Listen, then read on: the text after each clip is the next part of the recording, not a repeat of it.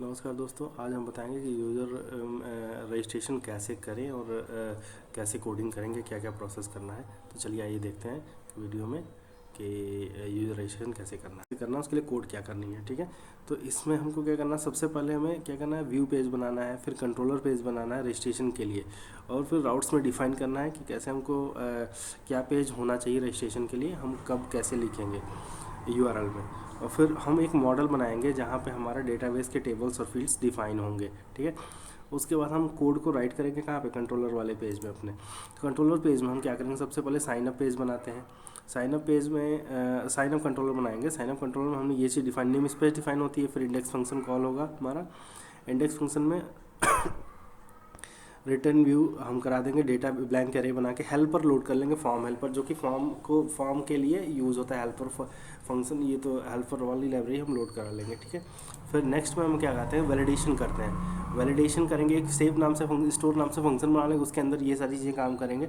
तो रूल्स जो है ना, रूल हम डिफाइन करेंगे वैलिडेशन का, जो फॉर्म हमारा जो है रजिस्ट्रेशन के लिए वो वैलिडेट करेंगे। तो ऐसे ही वैलिडेट करते हैं, एसोसिएटिव एरे बना लेते हैं। एसोसिएटिव एरे बनाने में हमारा ये जो फील्ड का नेम है, ये जो टेक्स्ट फील्ड है उसका नाम है। ठीक है, और ये जो नाम है ये रिक्वायर्ड लगा देंगे, तो रिक्वायर्ड लगा देंगे। तो यहाँ पे क्या होगा कि रिक्वायर्ड है, मतलब ये हमको फिल करना ज़रूरी है। मिनिमम लेंथ कितनी होनी चाहिए, 2 होनी ही चाहिए। मैक्सिमम लेंथ 50, मतलब ये टेक्स्ट कैरेक्टर की लेंथ बता रहे हैं, की बात हो रही है यहाँ पे। और यहाँ पे ईमेल की जगह पे हम ईमेल वैलिडेट करते हैं, तो वैलिड ईमेल, बस सिर्फ इतना लिखेंगे। हमारी इनकी लाइब्रेरी में कोऑर्डिनेटर का डिफाइन है पहले से, सिर्फ हम लिखेंगे वैलिड ईमेल, तो ये ईमेल को वैलिडेट कर देंगे। इज़ यूनिक, ये हमारे किस टेबल से, यूज़र नाम के ईमेल फील्ड से ये यूनिक होना चाहिए। यहाँ से भी हम डायरेक्टली ये डायनेमिकली वैलिडेट हो जाएगा। ठीक है, और फिर इसके बाद क्या है, पासवर्ड हमारा रहेगा रिक्वायरमेंट मिनिमम 4 वर्ड का और मैक्सिमम 50 वर्ड का होना चाहिए। कन्फर्म पासवर्ड के लिए ये जो हमारा पासवर्ड है इसी से मैच होना चाहिए। तो मैचेस नाम के एक हमने कीवर्ड यूज़ कर लिया यहाँ पे और पासवर्ड लगा दिया। ठीक है, तो इससे हमारा वैलिडेट, सिर्फ रूल को एक वेरिएबल में ले लेते हैं, फिर उसको हम कैसे सेव कर, देखिए रूल को हम यहाँ वैलिडेट कर लेते हैं, इस वाले में रूल को वैलिडेट कर लेते हैं, वैलिडेट रूल दिस डाटा। उसके बाद से यूज़र मॉडल, जो हमने मॉडल लोड किया हुआ, ये मॉडल लोड करा के उसका ऑब्जेक्ट बना लेंगे। इसी ऑब्जेक्ट से हम मॉडल के हर चीज़ को कॉल करेंगे।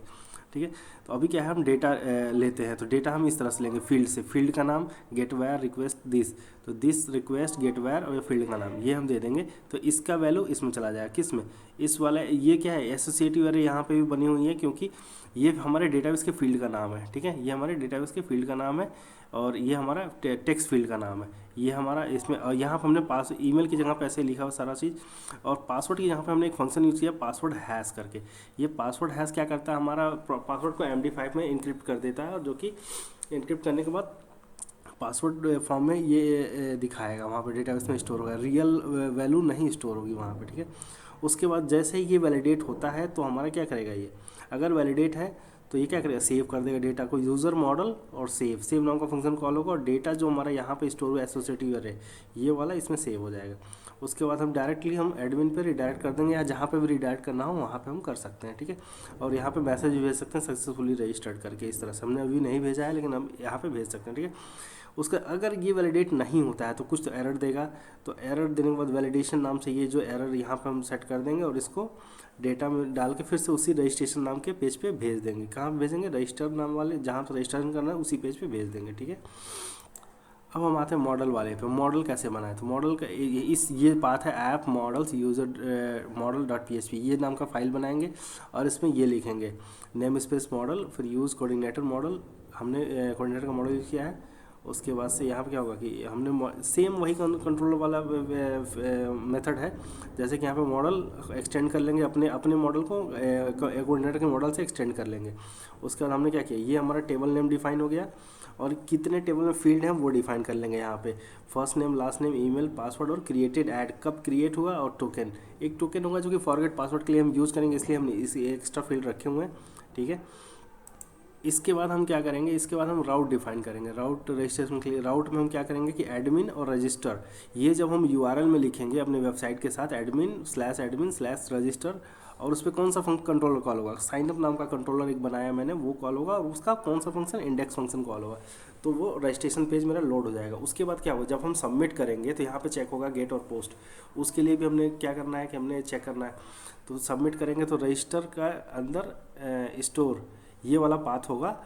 इस पाथ में क्या होगा कि साइन अप नाम के कंट्रोलर का स्टोर नाम का फंक्शन कॉल होगा। ठीक है, साइन अप नाम के कंट्रोलर का स्टोर नाम का फंक्शन कॉल होगा जो कि आगे बढ़ेगा। ठीक, हमारा जो टेबल स्ट्रक्चर होगा, कुछ टेबल स्ट्रक्चर इस तरह से बनाएंगे। जो मैंने बनाया हुआ है वो मैं आपको दिखा देता हूँ। यह कि आईडी प्राइमरी की यूनिक, और फिर क्या ईमेल हमारा यूनिक रहेगा, फर्स्ट नेम लास्ट नेम हम यहाँ पे सेट कर लेंगे, और फिर क्या बोलते हैं पासवर्ड, और क्रिएटेड एट टाइम स्टैम्प ले लेंगे कि किस टाइम पे ये क्रिएट हुआ। ठीक है, टोकन नंबर हम इसे दे देंगे, ये हमारा वेरिएबल टाइप्स हो जाएगा। ठीक है, आइए अब हम कोड की तरफ चलते हैं। कोड मैंने जो बनाया हुआ है वो रजिस्ट्रेशन पेज में, ये हमारा व्यू है। ठीक है, ये हमारा व्यू है, व्यू पेज है, ऐप व्यू एडमिन, और यहाँ पे रजिस्टर नाम का पेज है। ठीक है, ऐप के अंदर, व्यू के अंदर, एडमिन के अंदर फोल्डर में रजिस्टर नाम का हमने पूरा HTML यहाँ पर रख दिया हुआ है।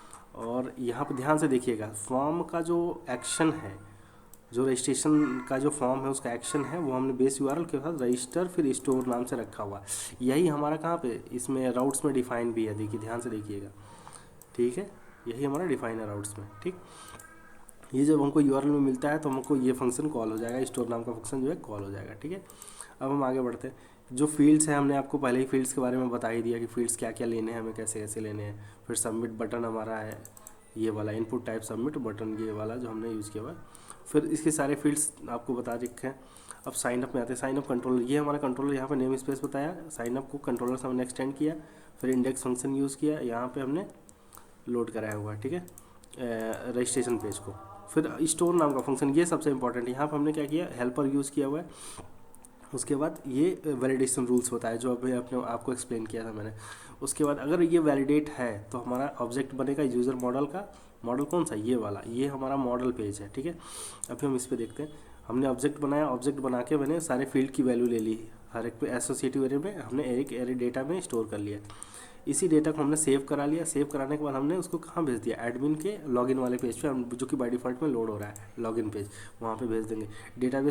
डेटाबेस में डेटा स्टोर हो जाएगा। फिर अगर नहीं वैलिडेट होता है, ये रूल्स में कुछ दिक्कतें हैं, या फर्स्ट नेम सही नहीं है, ईमेल सही नहीं है, या फिर पासवर्ड सही नहीं मैच कर रहा, उस केस में ये एल्स कंडीशन में आ जाएगा और ये एरर दे देगा, और वहाँ पे हमारा फिर से रजिस्टर पेज पे चला जाएगा। ठीक है, अब हम आते हैं कहाँ पे, यूज़र मॉडल। यूज़र मॉडल कैसे बनाए, तो ये वाला मॉडल हमने इसमें बनाया हुआ है, ऐप मॉडल्स और यूज़र मॉडल्स .php में। ठीक है, यूज़र मॉडल नाम से एक जो पेज का नाम है वही मॉडल का नाम। ठीक, एक्सटेंड किए मॉडल नाम कोऑर्डिनेटर मॉडल से। उसके बाद हमने यहाँ पर टेबल डिफाइन कर लिया कि हमारे डेटा में टेबल कौन सा यूज़ हो रहा है यहाँ इसके लिए, और कौन कौन से फील्ड अलाउ करेंगे वो चीज़। ठीक है, तो ये वाली फील्ड्स हमने बनाई हुई है, हमने डेटाबेस में आपको मैंने लास्ट में दिखाया था फील्ड्स के लिए।